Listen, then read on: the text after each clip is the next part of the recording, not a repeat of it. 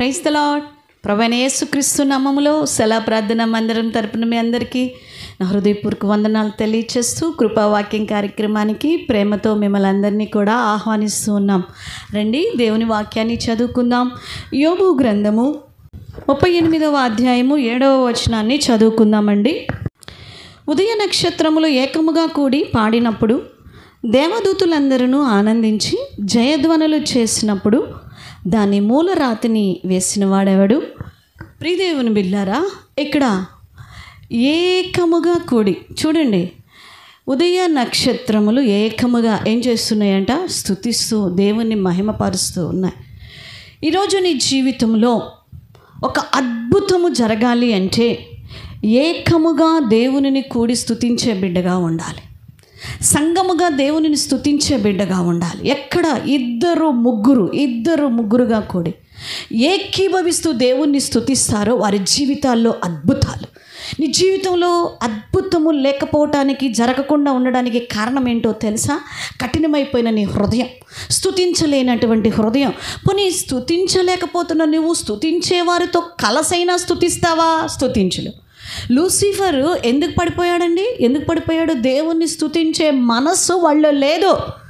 పైగా స్తుతిస్తున్న వారిని చూసినప్పుడు అతనికి ఒక అసూయ వచ్చింది. ఏంటి వీళ్ళందరూ ప్రభువును స్తుతిస్తారన్న పెద్ద ఇదేంటి, నాకు ఆయనకి ఒక సింహాసనమే కదా, కొంచెం ఒక మెట్టే కదా తేడా అనే మనసు వచ్చేసింది.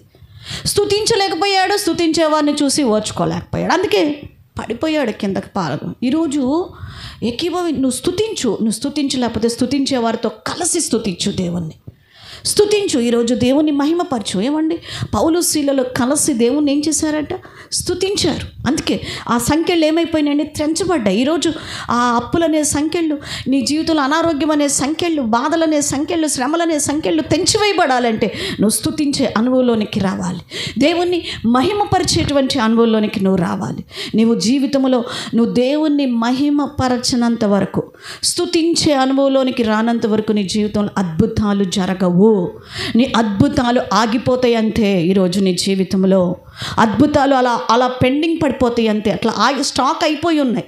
ఇవి ఎప్పుడైతే స్తుతిస్తూ ప్రారంభిస్తావో నీ జీవితంలో, నేను ఒకప్పుడు స్తుతించాను, ఒకప్పుడు బాగున్నాను అక్క, ఇప్పుడు స్తుతించలేకపోతున్నాను అక్క అనుకుంటూ ఉన్నావేమో, ప్రారంభించు.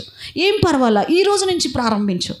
ప్రభువు గొప్పవాడనియో, ఆయన చేసిన కార్యములు గొప్పవనియో, ఆయన ప్రతిదీ మన మేలు కొరకే చేస్తున్నాడని నువ్వు హృదయపూర్వకంగా నమ్మి స్తుతించు. ఈ దినము నుంచి అయినా ప్రారంభించు. ఈ రోజు నుంచి నీ జీవితంలో స్తుతించటం ఒక గొప్ప ఒక సమయాన్ని పెట్టుకొని, అది ఒక నీ జీవితంలో ప్రతి ఎవ్రీడే కూడా ఆ ఒక ప్రాముఖ్యత నీవు స్తుతించే విషయంలో దేవుని నువ్వు చూడు. నీ జీవితంలో ఒక అద్భుతములు జరగకపోతే అప్పుడు అడగండి.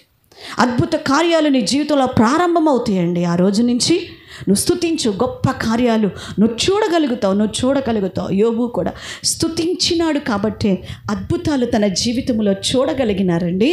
ఈరోజు స్తుతించిన దేవుణ్ణి మహిమపరిచి ఏకీభవించి స్తుతించిన వారు ఎక్కడ ఓడిపోయినట్లుగా మనం చూడట్లేదు. చూడండి, ఎరుకో గోడలు ఎలా కూలిపోయినాయండి.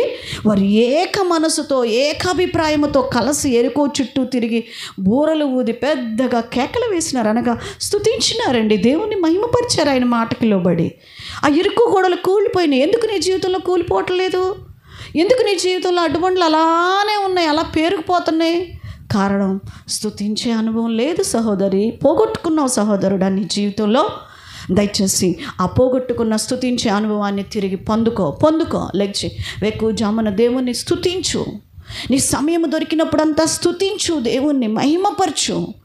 దేవుడు నిన్ను గొప్పగా, నీ జీవితంలో గొప్ప అద్భుత కార్యాలు చేసి నిన్ను కాపాడును గాక. ప్రార్థన చేసుకుందాం. పరిశుద్ధుడా, ప్రేమగల మా తండ్రి, నిజమే మేము నిన్ను స్తుతించలేక పడిపోతున్నాం, ఓడిపోతున్నాం, అపజయమైపోతూ ఉన్నాం. మమ్మల్ని క్షమించండి. ఈ దినం మొదలుకొని మా జీవితాలలో ప్రతి విషయంలో నిన్ను మహిమపరుస్తూ, స్తుతిస్తూ, నిన్ను ఘనపరిచేవారిగా మా బిడ్డలు ఉందురు కాక. వీరి జీవితంలో ఇది మొదలుకొని నిన్ను స్తుతిస్తూ గొప్ప అద్భుతాలు మరి వీరు పొందుకొందురు కాక.